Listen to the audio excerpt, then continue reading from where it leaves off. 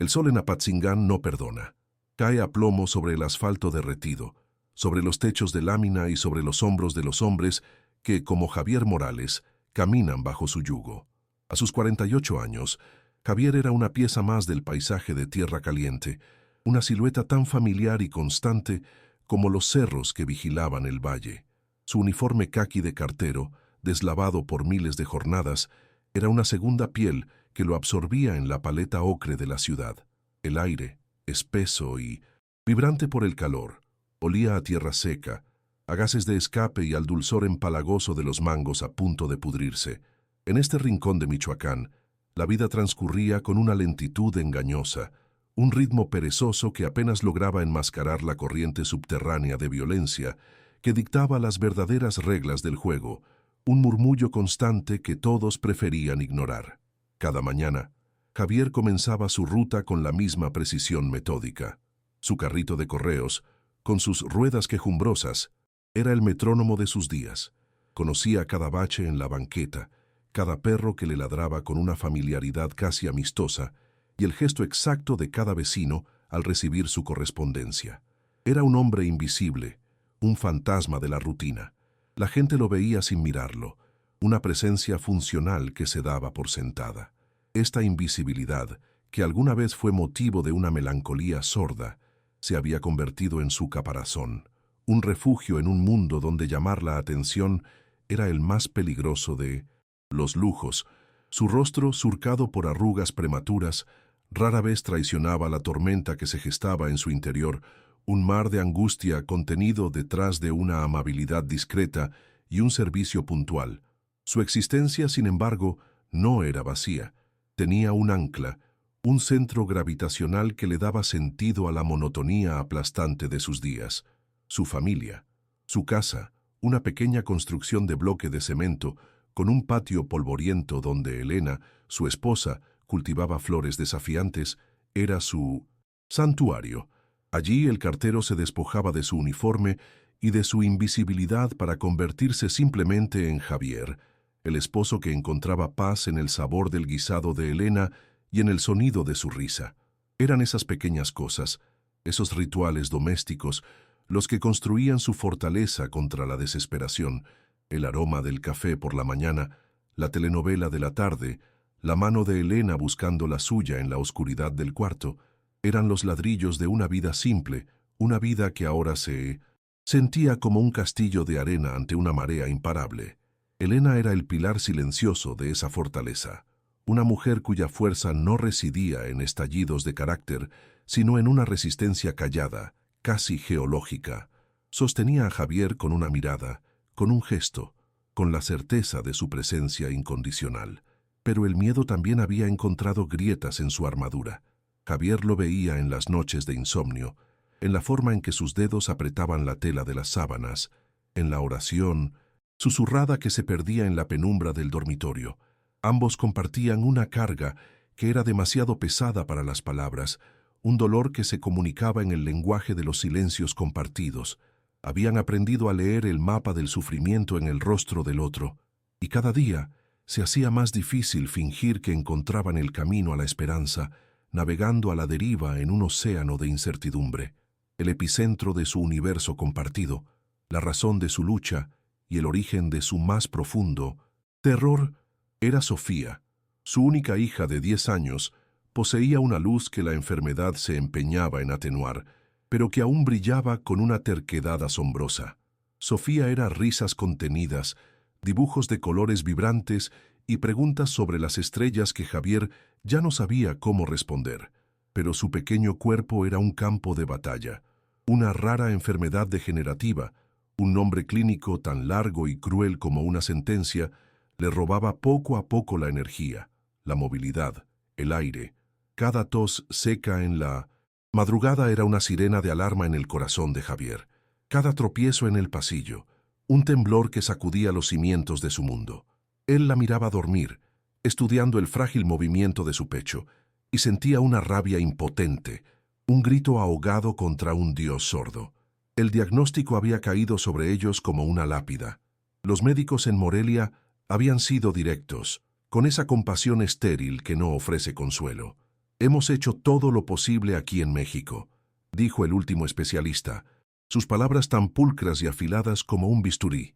La única opción, la única luz al final de un túnel que se estrechaba cada día más, era un trasplante experimental, un procedimiento revolucionario ofrecido en una clínica especializada en Houston, Texas. Houston. La palabra resonaba en la mente de Javier como un eco de un mundo inalcanzable. El costo era una cifra astronómica, un número con tantos ceros que parecía una burla, una broma macabra del destino. El seguro médico, por supuesto, no cubría nada. Era un muro, tan alto e infranqueable como el que se levantaba en la frontera. La deuda era una criatura viva que respiraba en su nuca. Se alimentaba de préstamos pequeños, de la venta del viejo coche de Elena, de la generosidad de familiares que apenas tenían para sí mismos. Javier había agotado todas las vías, había tocado todas las puertas y recibido la misma respuesta, un portazo de silencio compasivo.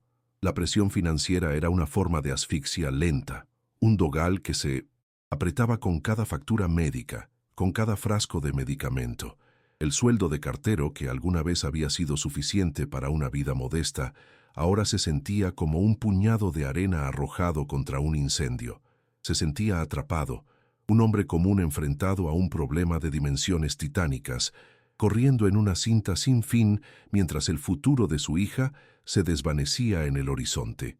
Y así, la rutina de Javier se había transformado. Ya no era solo un recorrido por las calles de Apatzingán, era una búsqueda desesperada. Cada rostro que encontraba, cada puerta en la que tocaba, era una evaluación silenciosa. ¿Habrá aquí una oportunidad? ¿Una solución? ¿Un milagro? La ciudad, que antes era el mapa de su vida, ahora era un laberinto de callejones sin salida. El peso de su impotencia era más abrumador que el sol de mediodía, más pesado que el saco de lona en su carrito. La certeza absoluta de que, sin ese dinero, su hija moriría, se había convertido en el único pensamiento lúcido en su mente. Era una verdad tan cruda y afilada que había cortado de tajo cualquier otra consideración moral. La pregunta ya no era qué estaba dispuesto a hacer, sino qué oportunidad se presentaría para hacerlo. Esa oportunidad llegó en un martes particularmente sofocante, cuando el calor parecía haber derretido el tiempo mismo. La última entrega de su ruta lo llevó a los límites de la zona urbana, a una de esas bodegas anónimas que salpican las orillas de la carretera, lugares que existen en un limbo entre lo legal y lo clandestino. El paquete era un sobre Manila sin remitente, destinado a un nombre que sonaba falso. La bodega tenía un aspecto de abandono, con la pintura descascarada y las ventanas rotas tapadas con tablas. Un silencio antinatural pesaba en el aire, roto solo por el zumbido de las moscas y el latido ansioso del propio corazón de Javier. Había una sensación de peligro en aquel lugar, una quietud que precedía a la violencia, como la calma chicha antes de la tormenta. Al acercarse a la puerta metálica corrediza para deslizar el sobre por debajo, una discusión violenta estalló en el interior. Las voces eran gruñas ahogadas, un intercambio de acusaciones y amenazas que escaló con una rapidez aterradora. Javier se congeló, su mano a centímetros del metal caliente. El instinto le gritó que huyera, que se perdiera en el paisaje, que volviera a ser el hombre invisible, pero el miedo lo paralizó, clavando sus pies al suelo polvoriento. Y entonces, el sonido inconfundible y seco de los disparos, 3 de ellos tan cercanos que sintió la percusión en el pecho. El pánico finalmente lo liberó.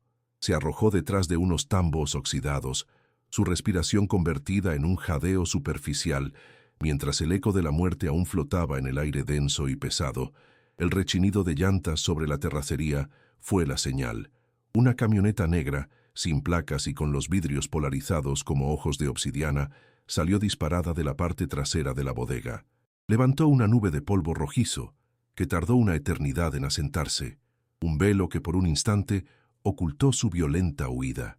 Javier se encogió, haciéndose uno con la herrumbre de los tambos, conteniendo la respiración hasta que el dolor en sus pulmones fue un ancla a la realidad.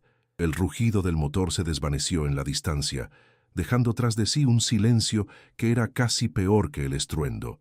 Un silencio pesado, espeso, cargado con el ozono de la violencia reciente. La puerta de la bodega, entreabierta, se mecía ligeramente con la brisa caliente, una invitación a un infierno que él no había buscado, pero que ahora estaba en su umbral. Por un largo minuto, el mundo se redujo al golpeteo frenético de su propio corazón, un tambor de guerra en el silencio del campo. «Vete, Javier, lárgate de aquí», le suplicaba una voz en su cabeza, la voz de la prudencia, del instinto de conservación, pero sus pies parecían de plomo. La imagen de Sofía, pálida en su cama, se superpuso a la escena, borrando el miedo con una capa de desesperación. No era curiosidad lo que lo movía, sino algo más antiguo y feroz. Era la misma fuerza que impulsa a un animal herido a buscar una última oportunidad en el lugar más peligroso. Con un sigilo que no sabía que poseía, se despegó de su escondite y avanzó hacia esa boca oscura, cada paso una traición a su propia seguridad. Asomó la cabeza por el resquicio de la puerta. El interior de la bodega estaba en penumbras, solo atravesado por lanzas de luz que se colaban por los agujeros del techo de lámina. El aire era una mezcla nauseabunda de humedad, pólvora y el olor metálico y dulzón de la sangre fresca. Y entonces los vio. Dos hombres tirados en el suelo de concreto, en posturas imposibles, como marionetas a las que les hubieran cortado los hilos. No necesitó acercarse para saber que estaban muertos. La quietud de sus cuerpos era absoluta, definitiva. El pánico, que había estado contenido, amenazó con desbordarse, una ola helada que le subió por la espalda. Quiso vomitar, correr, gritar, pero su mirada fue capturada por algo más, algo que no encajaba en la carnicería. A unos metros de los cuerpos yacía una maleta de metal, de esas que parecen indestructibles, pero no lo era. Estaba abollada, y el impacto de una caída había hecho saltar uno de los cerrojos. La tapa estaba entreabierta, revelando su contenido de una manera casi obscena. No eran herramientas, no era ropa, eran fajos de billetes, cientos de ellos, billetes de 500 pesos, perfectamente envueltos en plástico, apilados con una precisión casi industrial. La luz polvorienta de la bodega parecía converger sobre ellos, dándoles un brillo irreal, casi sagrado. La mente de Javier se quedó en blanco. El tiempo se detuvo. Los muertos, el peligro, todo se desvaneció. Solo existía esa montaña de papel moneda, el sueño imposible de cualquier hombre, la pesadilla de quien la poseía. Fue entonces cuando la realidad lo golpeó con la fuerza de un puñetazo en el estómago. El shock inicial, la incredulidad, se disolvió y fue reemplazado por un torrente de imágenes y pensamientos que se agolpaban en su mente. Vio el rostro demacrado de Sofía, escuchó su respiración sibilante en la quietud de la noche, sintió la textura de las recetas médicas inútiles en sus manos. El dinero dejó de ser un objeto inerte, una evidencia en una escena del crimen. Se transformó. Se convirtió en un respirador artificial, en una sala de operaciones estéril en Houston, en años de vida para su hija. Dejó de ser dinero de narcos. Se convirtió en el dinero de Sofía. En ese instante, en el altar de la desesperación, la posibilidad de un milagro nació del vientre de una masacre. Un cálculo frío y febril se apoderó de él, desplazando el pánico. Su mente, acostumbrada a la simple aritmética de las rutas y los horarios, comenzó a operar a una velocidad vertiginosa. 14 millones de pesos. $700,000, más o menos. Lo suficiente. Más que suficiente. La cifra exacta que un sicario le había mencionado a otro en una cantina. Un pago que debía hacerse. Un negocio que, evidentemente, había salido mal. Sabía perfectamente de quién era ese dinero. Pertenecía a la sombra de la sierra, los dueños invisibles de la vida y la muerte en la región. Robarles no era como robar un banco, era como robarle el tridente al diablo. Era firmar una sentencia de muerte, no solo para él, sino para todos los que amaba.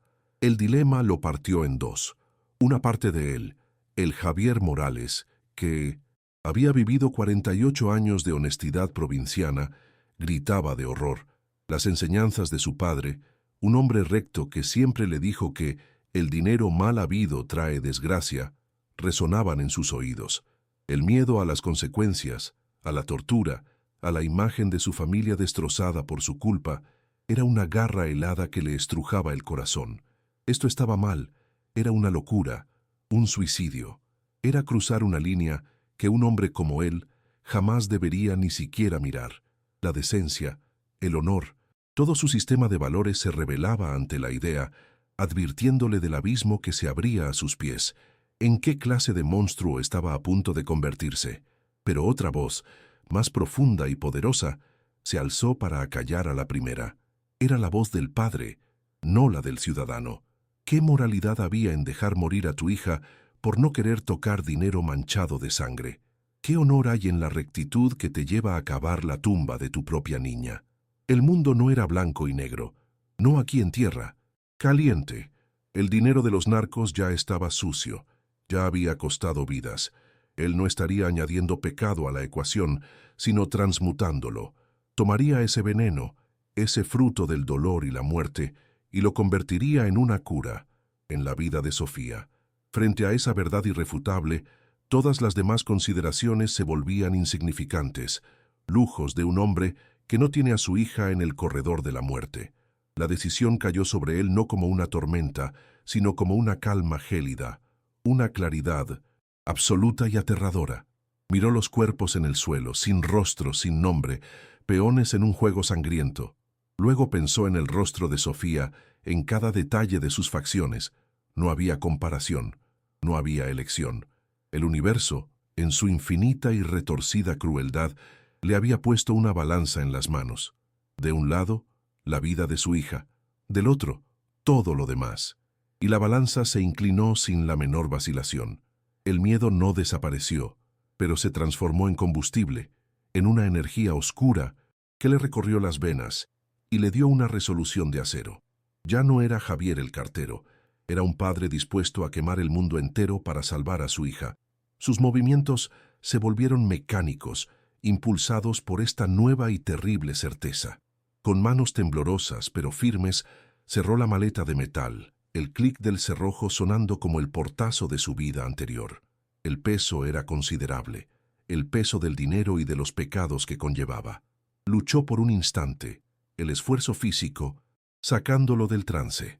Miró su carrito de correos, esa extensión de su cuerpo y su rutina, y vio la solución.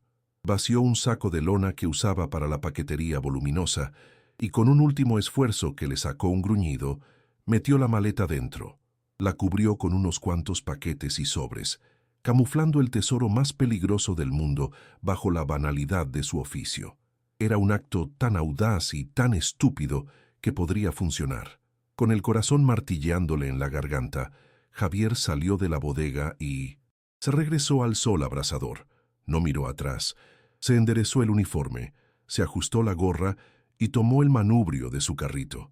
El peso extra hacía que las ruedas se quejaran más de lo habitual, un sonido que para él era un grito de acusación. Obligó a sus piernas a moverse, a retomar el ritmo cansino de su ruta.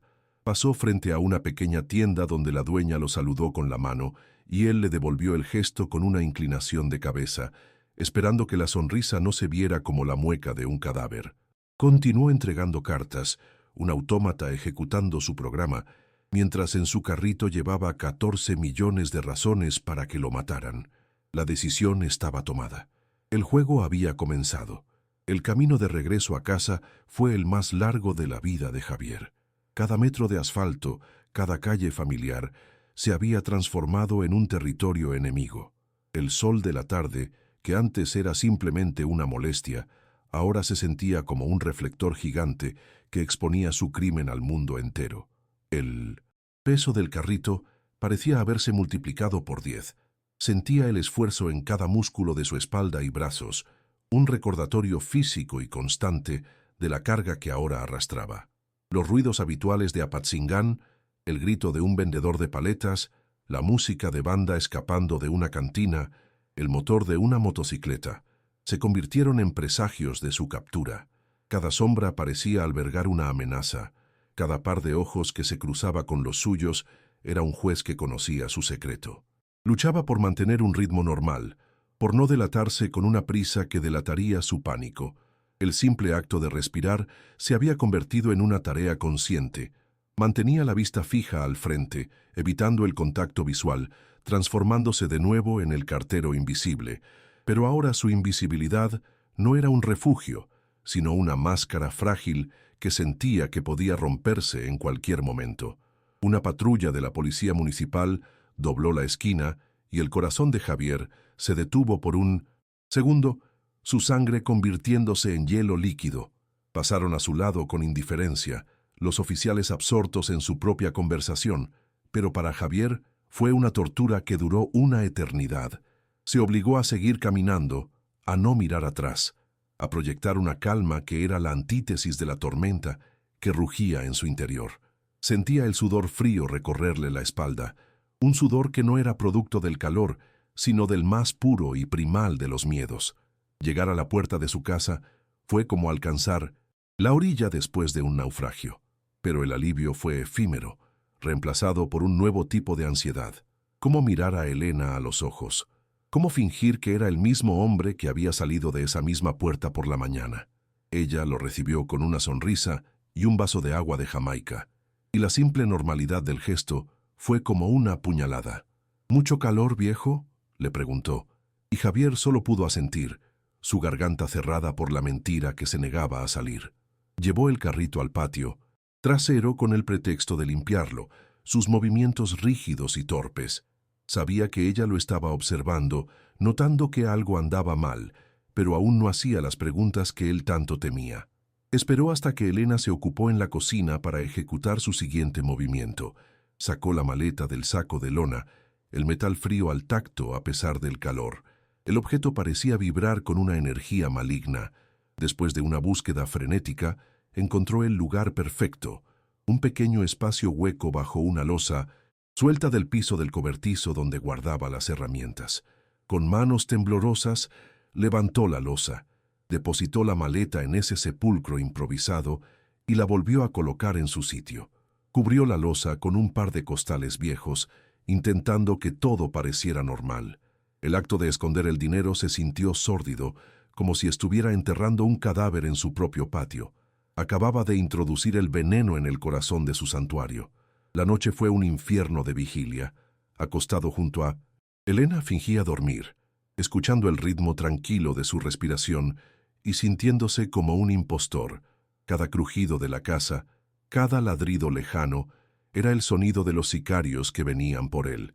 Daba vueltas en la cama, la mente atrapada en un bucle de imágenes, los hombres muertos, la cara de Sofía, el dinero. La enormidad de lo que había hecho lo aplastaba. No era solo el robo, era la cadena de consecuencias que había puesto en marcha. Había apostado la vida de su familia en un juego cuyas reglas desconocía por completo. Se levantó y fue a ver a Sofía. La observó dormir escuchando el silbido en su pecho y se aferró a esa imagen. Era su justificación, su mantra. Es por ella.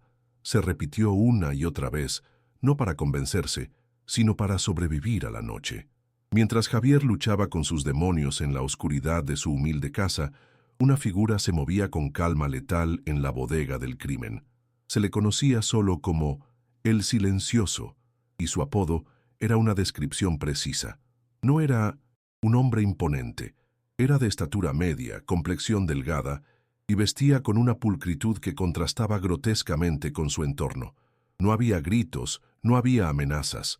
Sus hombres, armados hasta los dientes, se mantenían a una distancia respetuosa, esperando sus órdenes en un silencio casi reverencial. Él se movía por la escena del crimen con la precisión de un cirujano, sus ojos oscuros y analíticos registrando cada detalle, cada casquillo de bala, cada mancha de sangre. Su calma era su arma más aterradora, una señal de control absoluto en medio del caos. El Silencioso pasó por encima de los cadáveres de sus propios hombres con una indiferencia total. Eran piezas de un engranaje, y las piezas rotas simplemente se reemplazan. Su atención se centró en el espacio vacío donde debería haber estado la maleta. Observó las marcas en el polvo, las huellas de forcejeo, y supo al instante que el problema no era solo una traición interna. El pago había desaparecido. Su rostro no mostró la menor emoción, ni ira ni sorpresa. La furia era un lujo para los débiles. Él operaba en el reino de la lógica y la retribución. Se arrodilló, examinó unas huellas de rueda finas y casi imperceptibles que salían de la bodega, unas huellas que no correspondían a ningún vehículo. Levantó la vista y sus ojos se posaron en la carretera, siguiendo una ruta invisible. Sacó un teléfono satelital, un aparato que lo conectaba con su vasta red de informantes. Sus palabras fueron pocas, casi un susurro, pero cargadas de una autoridad incuestionable. El pago de Apatzingán se perdió. Quiero un reporte de cada movimiento en la zona de la bodega en las últimas 3 horas. Cada coche, cada persona, cada maldito perro que pasó por aquí. Activen a los halcones. Quiero ojos en cada calle. La orden se propagó a través de las ondas de radio y las aplicaciones de mensajería encriptada. Una onda de choque invisible que puso en alerta a cientos de ojos y oídos. La maquinaria de la sombra de la sierra. Una organización que funcionaba con la eficiencia desalmada de una corporación acababa de despertar. Y tenía un único objetivo: encontrar al ladrón. Al amanecer, después de una noche sin dormir, Javier puso en marcha su precario plan de escape. El sol apenas se asomaba por el horizonte cuando salió de casa, diciéndole a Elena que iría a hacer un mandado urgente. Con una parte del dinero, un fajo de billetes que le quemaba en el bolsillo, se dirigió a un tianguis de autos usados en las afueras. Compró lo primero que pudo pagar en efectivo sin hacer preguntas. Un Nissan Tsuru viejo, abollado pero, según el vendedor, aguantador como él solo. El coche era una carcacha anónima, perfecta para pasar desapercibido. Pagó, recibió las llaves y condujo de vuelta a casa, sintiendo el motor vibrar bajo sus pies como el pulso de su propio miedo. Cada paso de su plan se sentía a la vez ridículo e inevitable. La conversación con Elena fue la más difícil de su vida. Le dijo que debían irse, que había surgido una emergencia familiar en el norte, una mentira tan frágil que casi se deshizo en su boca. Ella lo miró, sus ojos llenos de confusión y de una incipiente sospecha. ¿Irnos? ¿Así nomás, Javier? ¿Y el trabajo? ¿Y la casa? ¿Qué está pasando? Él no pudo darle respuestas. Solo pudo tomar sus manos y suplicarle, con una desesperación que finalmente la convenció más que sus torpes mentiras. Confía en mí, por favor, mi amor. Es por Sofía. Tenemos que irnos ahora. La mención de su hija fue la llave. Elena asintió, el miedo ahora claramente dibujado en su rostro, y comenzó a empacar una sola maleta con lo más esencial, un acto que se sentía como un funeral por la vida que conocían. Salieron de Apatzingán en la penumbra gris que precede al amanecer. Las calles estaban desiertas, la ciudad todavía dormida, ajena al drama que se desarrollaba en su seno. Javier conducía con las manos aferradas al volante, los nudillos blancos. Miró por el espejo retrovisor la silueta de su casa, haciéndose cada vez más pequeña, hasta que fue engullida por la distancia. Un nudo se formó en su garganta. Estaba abandonando el único hogar que había conocido, el escenario de toda su vida, por un futuro incierto y preñado de peligros. Elena iba en silencio a su lado, mientras que en el asiento trasero Sofía dormía, ajena a que su padre la había convertido en una fugitiva. La carretera se extendía ante ellos como una promesa y una amenaza. Mientras el Tsuru se perdía en las carreteras secundarias de Michoacán en una oficina improvisada en Apatzingán, el silencioso recibía el primer informe concreto. El sistema funcionaba. El cartero, el único que tenía una ruta oficial que pasaba por la bodega a la hora del incidente. Javier Morales. Un nombre tan común, tan gris, que al principio parecía un error. Un hombre de 48 años con un expediente impecable, una vida monótona y una familia. Un don nadie. El silencioso miró la fotografía del registro de empleados del servicio postal. Un hombre de aspecto cansado, con una mirada amable y derrotada. Era el ladrón perfecto, el que se escondería a plena vista. Una sonrisa casi imperceptible, tan fina como el filo de una navaja, se dibujó en sus labios. La cacería tenía un rostro, y ahora comenzaría de verdad. Durante las primeras horas, un frágil caparazón de optimismo se formó alrededor de Javier. Se aferraba a las carreteras secundarias, caminos de tierra y grava que conocía de viajes de su infancia, rutas que no aparecían en los mapas modernos. El viejo Tsuru avanzaba con un traqueteo constante, pero avanzaba. A su lado, Elena había dejado de hacer preguntas, sumida en un silencio tenso, mientras Sofía, en el asiento trasero, miraba el paisaje desconocido con una curiosidad infantil que le partía el corazón a Javier. Por momentos, casi podía engañarse a sí mismo, casi podía creer que eran solo una familia normal en un viaje improvisado. La maleta con el dinero, metida en la cajuela, era un recordatorio constante de la mentira. Un peso muerto que tiraba de ellos hacia la realidad que intentaban dejar atrás con cada kilómetro. Pero la realidad tenía sus propios planes. En medio de una serranía desolada, a kilómetros de cualquier pueblo, el motor del Tsuru comenzó a toser. Fue un sonido sordo, un estertor metálico, seguido de un gemido agónico. Y luego, el silencio. El coche se detuvo, meciéndose suavemente antes de quedar inmóvil bajo el sol implacable. Javier giró la llave 1, 2, 3 veces. Nada. El motor estaba muerto. La fragilidad de su plan, construido sobre la base de un coche de segunda mano y un optimismo desesperado, quedó expuesta de la manera más brutal posible. Estaban varados. El aislamiento que había buscado como protección se había convertido en una trampa mortal, dejándolos expuestos y vulnerables en el corazón de la nada, con el tiempo corriendo en su contra. El pánico, ese animal que había mantenido a raya, se abalanzó sobre él. Elena lo miró, sus ojos reflejando la pregunta que ninguno se atrevía a formular en voz alta. ¿Y ahora qué? Javier salió del coche, abrió el cofre con una falsa seguridad y miró el motor como si entendiera su lenguaje de grasa y metal. Pero solo era un laberinto de piezas incomprensibles.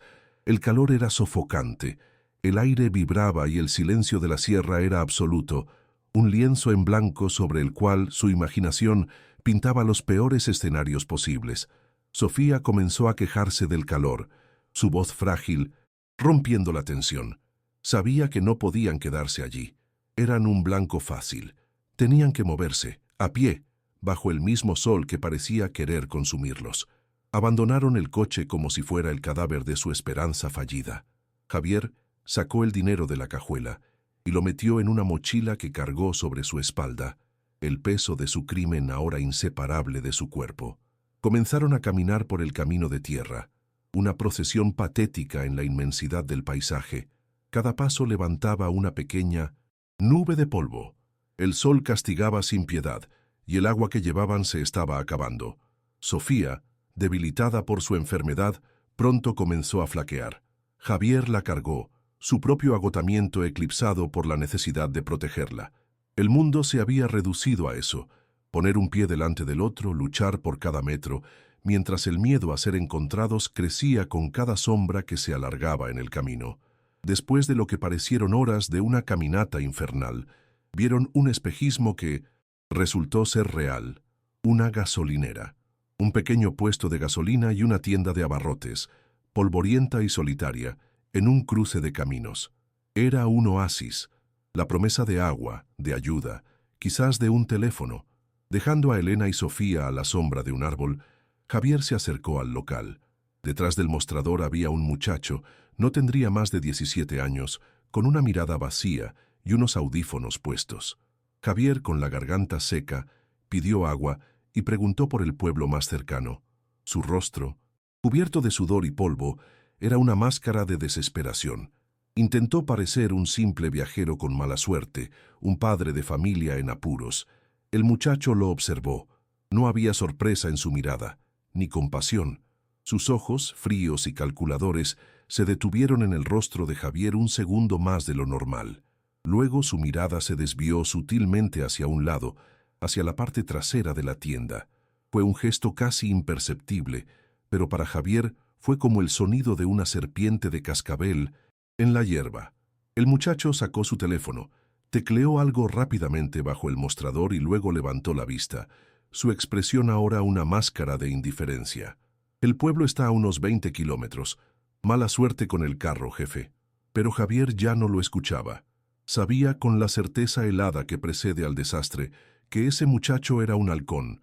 Había sido reconocido. La red estaba en todas partes. 20 años entregando cartas, observando a la gente en sus puertas. Le habían enseñado a leer el lenguaje no verbal, a detectar la mentira en una sonrisa, la evasión en una mirada. Y lo que vio en los ojos de ese muchacho fue el brillo del depredador que ha localizado a su presa. No esperó una confirmación. El instinto de supervivencia, puro y animal, se apoderó de él. Sin decir una palabra más, dio media vuelta, corrió hacia Elena y Sofía y les lanzó una orden gutural. «¡Ahora, corran!». No hubo tiempo para explicaciones. Elena vio el terror en sus ojos y reaccionó al instante. Tomó la mano de Sofía y corrieron alejándose del camino, de la falsa seguridad de la gasolinera, y se adentraron en el monte, en la maraña de espinas y rocas de la sierra. Se abrieron paso a través de la vegetación hostil, las ramas arañando su piel, el sonido de sus propias respiraciones jadeantes llenando sus oídos. No sabían a dónde iban, solo que debían alejarse de la carretera, desaparecer.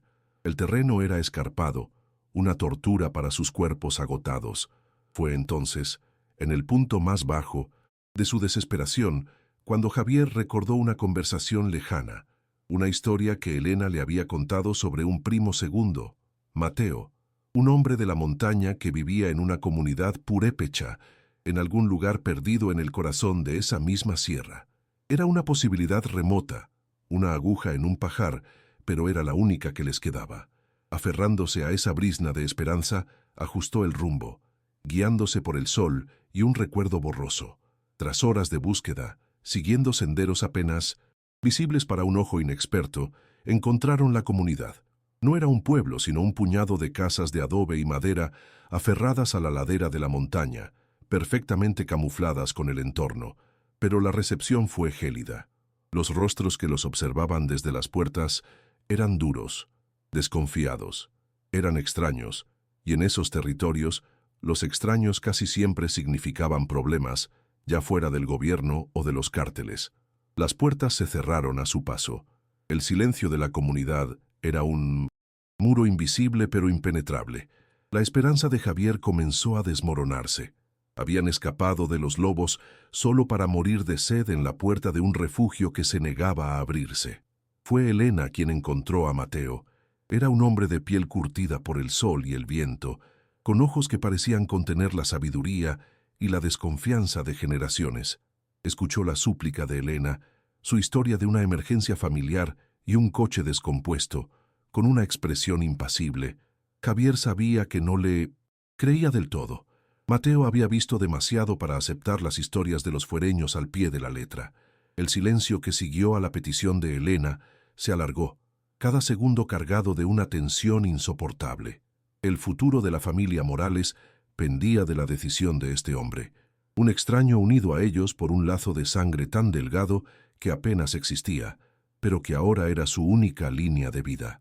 Mateo los estudió detenidamente, su mirada pasando de la desesperación en los ojos de Javier al rostro pálido y febril de Sofía. Odiaba a los cárteles con una furia silenciosa y profunda. Habían envenenado sus tierras, reclutado a sus jóvenes y perturbado el equilibrio ancestral de la sierra. Vio en esta pequeña y aterrorizada familia no a unos problemáticos, sino a víctimas del mismo mal que él combatía a su manera. Quizás fue la fragilidad de la niña, o quizás simplemente la oportunidad de asestar un pequeño golpe al enemigo común.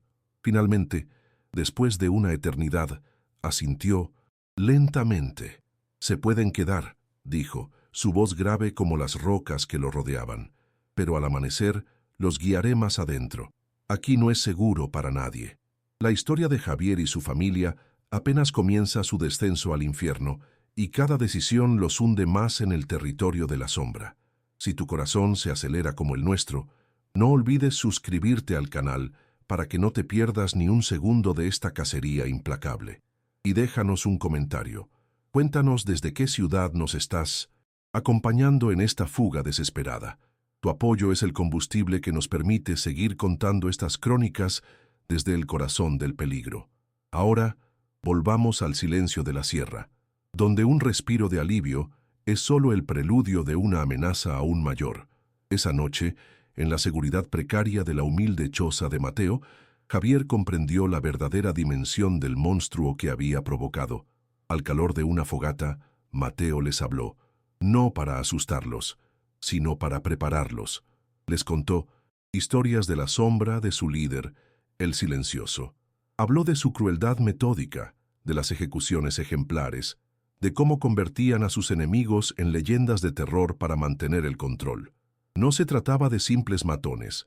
Eran una organización con ojos y oídos en todas partes, con una capacidad para la violencia que superaba cualquier cosa que Javier hubiera podido imaginar. En ese momento, Javier Morales, el cartero, se dio cuenta de su error fatal. No había robado a criminales. Le había escupido en la cara a un dios de la muerte.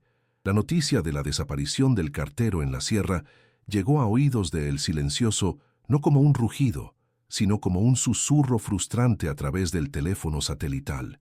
El halcón de la gasolinera había cumplido su parte, pero el objetivo se había esfumado en el laberinto de cañadas y picos que era el territorio de sus ancestros. El Silencioso odiaba la ineficiencia. Para él, esta cacería ya no era por el dinero, sino una cuestión de control y reputación.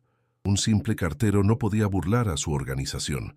Era una afrenta personal, una falla en su sistema perfectamente calibrado. De pie, en un campamento improvisado, rodeado de sus lugartenientes, tomó una decisión. La persecución física era un juego de primitivos. Era hora de cambiar de táctica, de cazar la mente del cartero, no solo su cuerpo. Era hora de usar la tecnología contra la tradición. Al amanecer siguiente, el cielo sobre la sierra de Michoacán adquirió nuevos y siniestros habitantes, drones de vigilancia, pequeños insectos de fibra de carbono y plástico fueron lanzados desde puntos estratégicos. Sus cámaras de alta definición comenzaron a barrer el paisaje con una paciencia inhumana. Sus sensores térmicos, buscando el calor de 3 cuerpos fugitivos en la inmensidad verde y ocre. Era el choque de 2 mundos. La antigua sierra, con sus secretos y sus rutas invisibles conocidas solo por hombres como Mateo, siendo violada por el ojo frío y omnipresente de Minrames. La tecnología del cártel. El Silencioso observaba las imágenes en una tableta, convirtiendo la ancestral ruta de escape en un tablero de ajedrez electrónico, esperando pacientemente el más mínimo error de su presa. Para Javier, Elena y Sofía, la vida se había convertido en una sucesión de movimientos furtivos y silencios tensos. Bajo la guía de Mateo, se movían principalmente de noche, descansando durante el día en cuevas o bajo el espeso follaje de los árboles. Mateo les enseñó a borrar sus huellas, a encontrar agua, a leer las señales del viento. El conocimiento del hombre era tan profundo como las raíces de los árboles que los rodeaban. Sin embargo, la tensión era un veneno que se filtraba en todo. Cada crujido de una rama, cada sombra de un ave en el cielo, se convertía en la posible llegada del enemigo.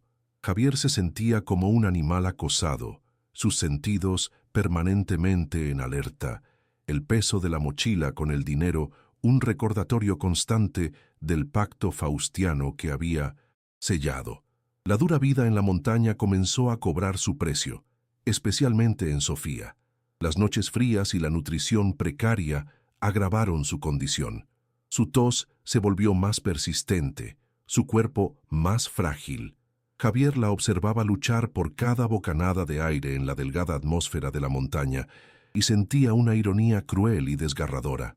Había iniciado esta fuga infernal para salvarle la vida, y ahora el propio acto de escapar la estaba debilitando, empujándola más cerca del abismo del que intentaba rescatarla. La culpa era una brasa ardiente en su pecho. Elena, a pesar de su propio agotamiento, cuidaba de Sofía con una devoción feroz, su rostro una máscara de determinación que apenas ocultaba el terror que sentía por dentro. Cada día, la urgencia de llegar a la frontera se volvía más desesperada. Un mediodía, mientras se refugiaban en una grieta rocosa, la muerte pasó rozándolos. Una patrulla de 6 sicarios, vestidos con equipo táctico y portando rifles de asalto, apareció en 1900 el sendero de abajo. Se movían con confianza peinando el área.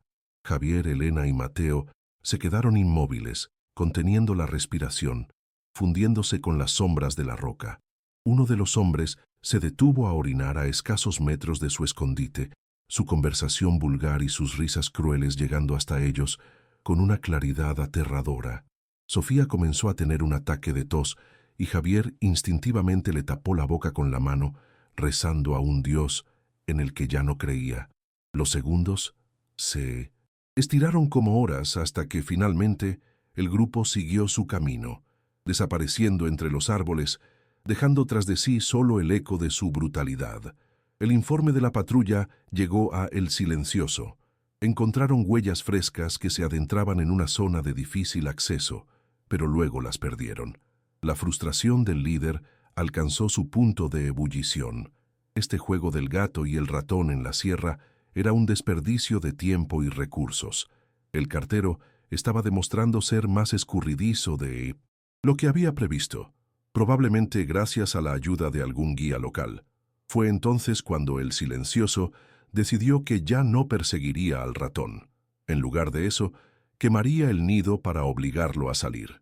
Abrió una nueva línea de comunicación en su teléfono y dio una orden simple, fría y desprovista de cualquier emoción. Tráiganme al hermano de la mujer, al mecánico.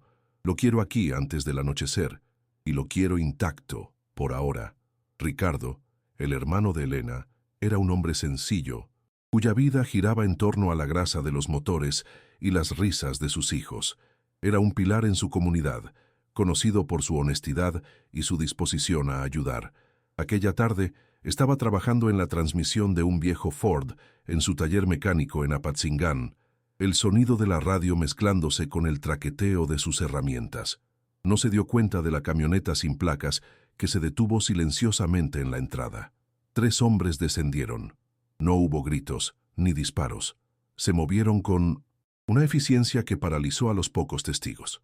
Antes de que Ricardo pudiera siquiera levantar la cabeza para ver quién llegaba, lo habían sometido, le habían cubierto el rostro con una capucha y lo habían metido en la parte trasera del vehículo.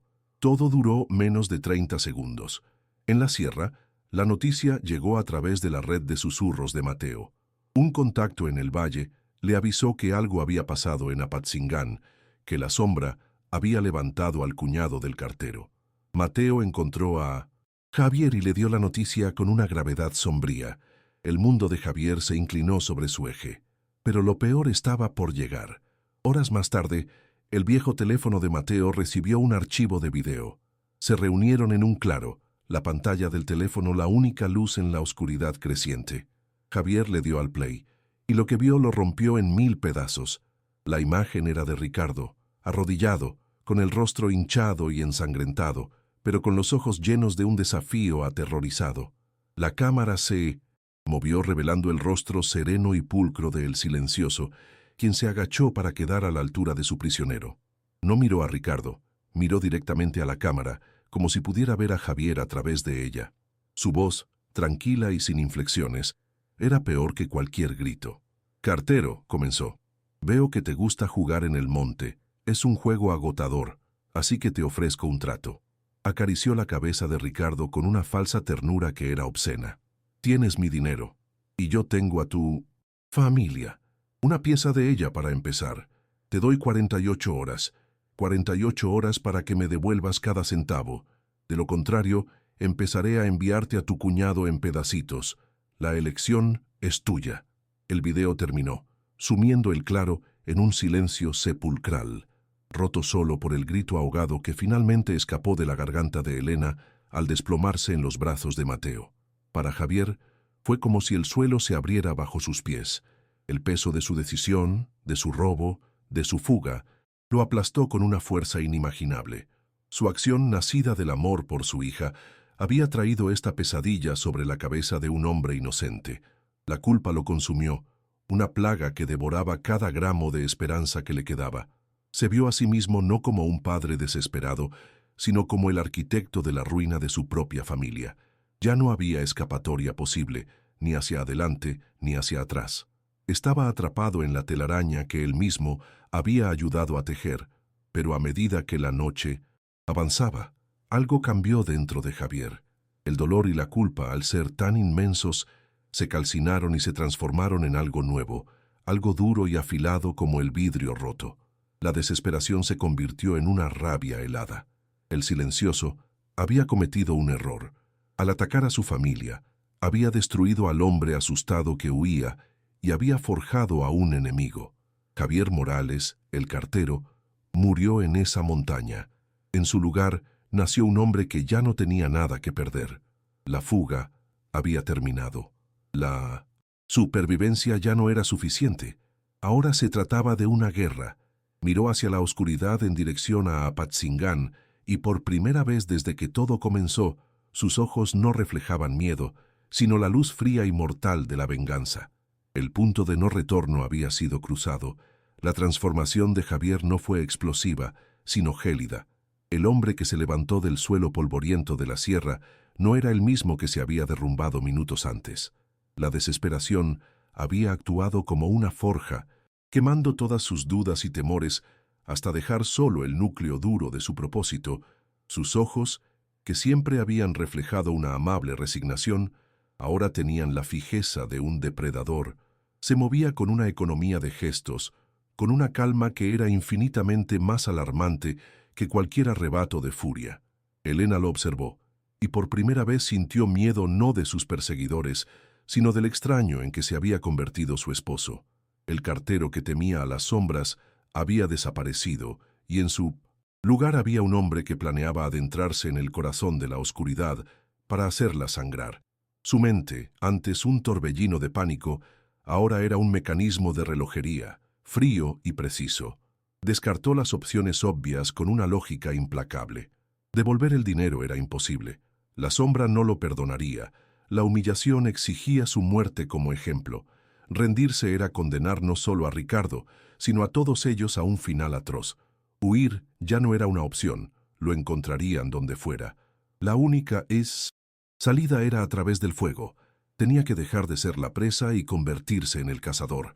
Tenía que dictar los términos del enfrentamiento, elegir el terreno y crear una situación tan caótica que su propia insignificancia, su naturaleza de hombre común, se convirtiera en su mayor ventaja. La idea era una locura, una chispa de demencia nacida de la más absoluta desesperación, pero era lo único que tenía. Le expuso el plan a Mateo, no como una súplica, sino como una declaración de hechos. Dibujó un mapa improvisado en la tierra con una vara. «Voy a tenderles una trampa», dijo, su voz desprovista de emoción. «Voy a hacer que el silencioso venga a mí». Mateo lo miró con incredulidad. La idea le parecía un suicidio glorificado. «Estás loco, Javier», replicó el hombre de la montaña, su voz grave. «Esos hombres son soldados, asesinos profesionales. Tú eres un cartero. Te harán pedazos antes de que te des cuenta de lo que pasó». Era la voz de la razón. Una razón que Javier ya no podía permitirse el lujo de escuchar. La lógica del mundo normal ya no aplicaba en la nueva realidad que habitaba. Javier no discutió. En cambio, le explicó su propia lógica, la lógica del hombre invisible. «Durante 20 años», dijo, mirando a Mateo a los ojos, «mi trabajo ha sido observar. Conozco las rutinas, las debilidades, la arrogancia de la gente que se cree importante. Creen que soy estúpido, lento, inofensivo, y esa es mi arma». Apeló al odio que Mateo sentía por el cártel, reformulando la misión. Esto ya no era solo por salvar a su familia. Era una oportunidad para que un simple cartero y un hombre de la sierra le demostraran al monstruo que incluso las criaturas más pequeñas pueden tener una mordida venenosa. «Ayúdame, Mateo, no a pelear su guerra, sino a terminar la mía. Ayúdame a mostrarles que subestimaron al hombre equivocado». La pasión cruda y la lógica retorcida de Javier finalmente convencieron a Mateo. El hombre de la montaña vio en los ojos del cartero no la locura, sino la claridad de alguien que ya ha aceptado su propia muerte y, por lo tanto, es libre de actuar sin miedo. Fue Mateo quien propuso el lugar perfecto para la emboscada. Un sitio cerca de la frontera con Sonora, un lugar conocido por los locales como el cementerio de trenes. Era un antiguo patio de maniobras ferroviarias abandonado, un laberinto de esqueletos de acero, vagones oxidados y edificios en ruinas. un lugar donde las sombras eran profundas y los ecos podían engañar a un ejército. Era un campo de batalla diseñado para el sigilo y la confusión, el escenario perfecto para la ópera final de Javier. Con el plan tomando forma, Javier tomó la decisión más arriesgada de todas. Usaría el propio dinero del cártel como un arma en su contra. La ironía era amarga y satisfactoria. Una parte de la fortuna que había robado para salvar a su hija sería ahora el presupuesto para su guerra personal. Su objetivo no era contratar un ejército. Sabía que nadie se enfrentaría directamente a la sombra. Necesitaba algo más valioso que las balas, el caos, y sabía exactamente quién podría vendérselo. Necesitaba a los coyotes, los contrabandistas de personas que conocían la frontera mejor que nadie y que operaban bajo su propio código, un código que a menudo se escribía con dinero. Gracias a los contactos de Mateo, lograron concertar una reunión con el líder de una red de polleros, un hombre endurecido y pragmático conocido como El Chueco. La negociación fue tensa, llevada a cabo en un campamento oculto en un cañón. Javier, actuando con una confianza que no sentía, puso una mochila llena de fajos de billetes sobre la mesa. No pidió que lo cruzaran, pidió un infierno.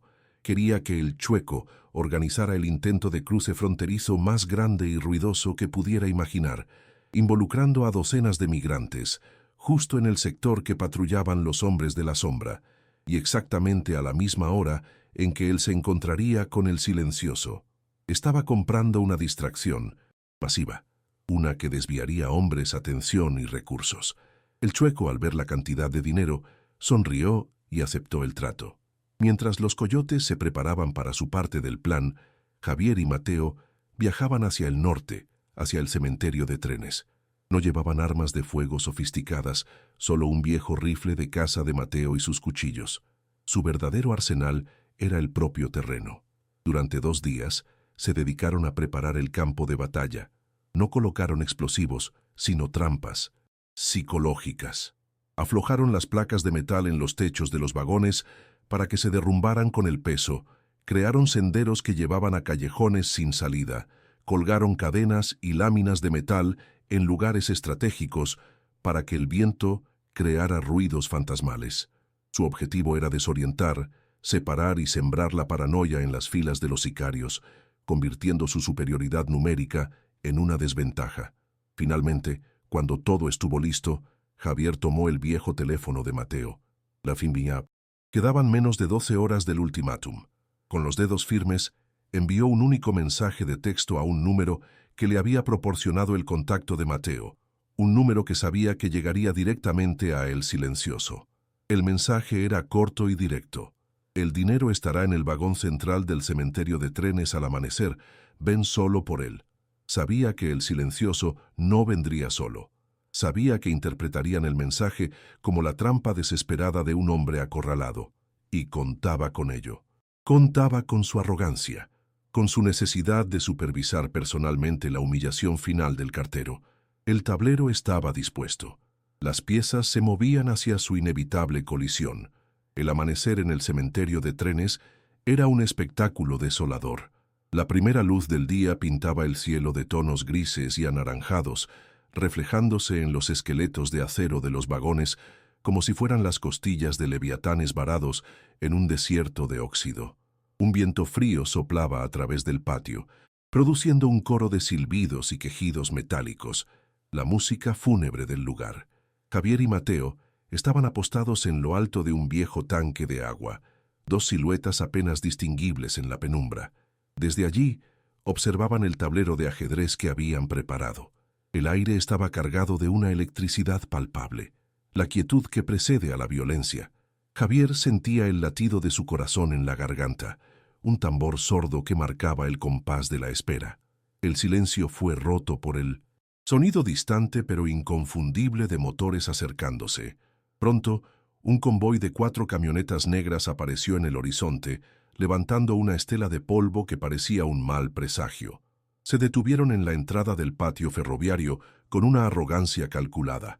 Las puertas se abrieron y de ellas descendieron una docena de hombres, todos vestidos con equipo táctico, moviéndose con la disciplina de un pequeño ejército. Y entre ellos, el silencioso. Vestía de forma impecable, como siempre, y observaba el laberinto de trenes con una mirada que mezclaba el desdén y la curiosidad de un coleccionista a punto de adquirir una pieza rara. No veía una trampa, veía el escenario final de su victoria. Los sicarios se adentraron en el laberinto de acero, sus armas en posición, sus sentidos alerta pero su confianza intacta. Se comunicaban por señas, extendiéndose en abanico para cubrir el área, esperando encontrar a un hombre aterrorizado, acurrucado en algún rincón oscuro. Fue entonces cuando el primer hilo de la paranoia comenzó a tejerse. Uno de los hombres, al saltar de una plataforma, aterrizó sobre una plancha de metal que Javier y Mateo habían aflojado. El estruendo fue ensordecedor en el silencio de la mañana, un platillazo que delató su posición y provocó que varios de sus compañeros se giraran, armas en ristre, hacia la nada. No hubo ataque, solo el eco del metal, una pequeña nota de disonancia en su sinfonía de control. El juego del gato y el ratón había comenzado. Mateo, desde su nido de francotirador improvisado, disparó su viejo rifle. La bala no buscaba un blanco mortal. Impactó en un poste de metal a centímetros de la cabeza de un sicario, haciendo que el plomo se fragmentara y rociara su rostro con esquirlas calientes. El hombre gritó, más por la sorpresa que por el dolor, y sus compañeros respondieron con una ráfaga de fuego automático hacia la posición de Mateo, gastando munición contra una sombra. Mientras la atención se centraba en las alturas, Javier, moviéndose por los oscuros pasadizos bajo los vagones, lanzó una pesada llave inglesa contra una pila de barriles en el extremo opuesto del patio. El nuevo estruendo dividió su atención, sembrando la confusión. ¿Dónde estaba el enemigo? ¿Cuántos eran? Justo en ese momento, la distracción que Javier había comprado con una fortuna entró en escena. La radio en el cinturón del silencioso cobró vida con una voz frenética. «Jefe, tenemos un problema en el cruce del Coyote. Es un desmadre. Parecen cientos. Están intentando cruzar todos a la vez. La federal está pidiendo apoyo». El silencioso frunció el ceño. La sincronización era demasiada coincidencia. Entendió que el cartero era más astuto de lo que había creído. Se vio obligado a tomar una decisión. Dividió su fuerza, enviando a 5 de sus hombres a contener la situación en la frontera. Una hemorragia en su perfecto plan de asalto. La arrogancia en su rostro fue reemplazada por una máscara de fría irritación. Y entonces, como si la propia tierra hubiera decidido intervenir, el clima cambió con una violencia repentina. El viento, que antes era una brisa, se convirtió en un aullido furioso. El horizonte desapareció, tragado por un muro de polvo y arena que avanzaba hacia ellos a una velocidad increíble. En cuestión de minutos, el cementerio de trenes fue engullido por una tormenta de arena. La visibilidad se redujo a menos de 1 metro. El mundo se convirtió en un infierno rugiente de color ocre, un caos de viento y arena que azotaba la piel y se metía en los ojos y los pulmones. Las radios de los sicarios se llenaron de estática, sus comunicaciones cortadas. La cacería se había terminado. Ahora era una lucha por no ser tragado por la tormenta.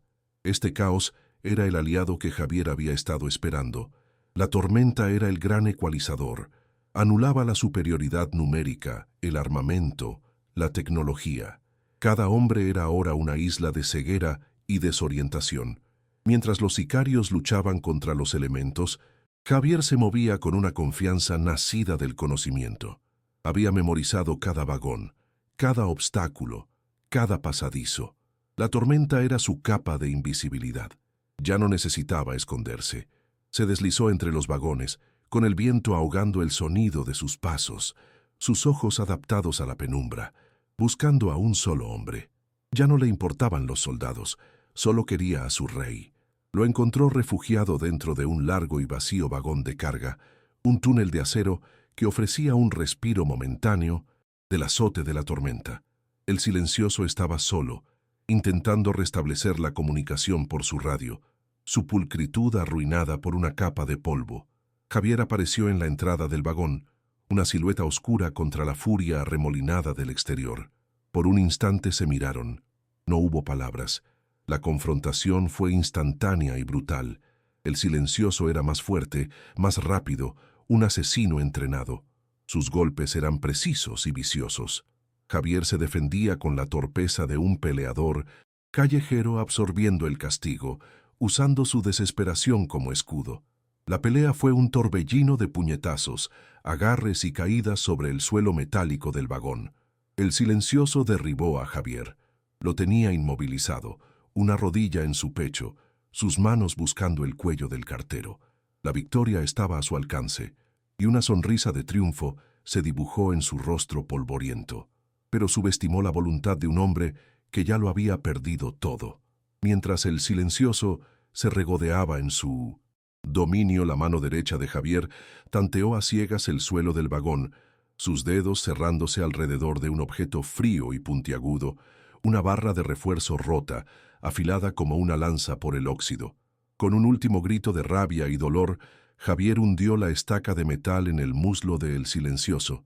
El grito de sorpresa y agonía del líder del cártel fue inhumano, un sonido que fue devorado al instante por el rugido de la tormenta. Javier no lo mató, lo dejó lisiado, un rey destronado en un trono de óxido, solo en medio de la oscuridad y la tormenta que él mismo había desatado. Javier no se quedó a presenciar el desenlace. Dejó a él silencioso retorciéndose en el suelo del vagón, un monumento a la arrogancia rota. Guiado por el instinto, se adentró de nuevo en la tormenta, encontrando a Mateo resguardado detrás de un muro de contención, sangrando de una herida en el hombro. Juntos se abrieron paso a través del caos, mientras los sicarios restantes luchaban más contra el viento y la arena que contra cualquier enemigo visible. Javier recuperó a Elena y Sofía de su escondite, un sótano a 1 kilómetro del patio ferroviario. Antes de irse, en un último acto de desafío, dejó la mochila con la mayor parte del dinero cerca del vagón donde yacía el líder del cártel. No era una devolución, era un mensaje. Nunca fue por el dinero. Con el cártel descabezado y en desorden, y con la tormenta como su cómplice, cruzaron la frontera esa misma noche. Una familia de fantasmas desapareciendo, en la noche de Arizona, dejando atrás un país, una vida y un reguero de caos. Años después, en un suburbio anónimo de Houston, un hombre llamado David Sánchez riega el césped de su impecable jardín delantero. Observa a su hija adolescente, Sofía, ahora de 16 años, correr y reír con sus amigas.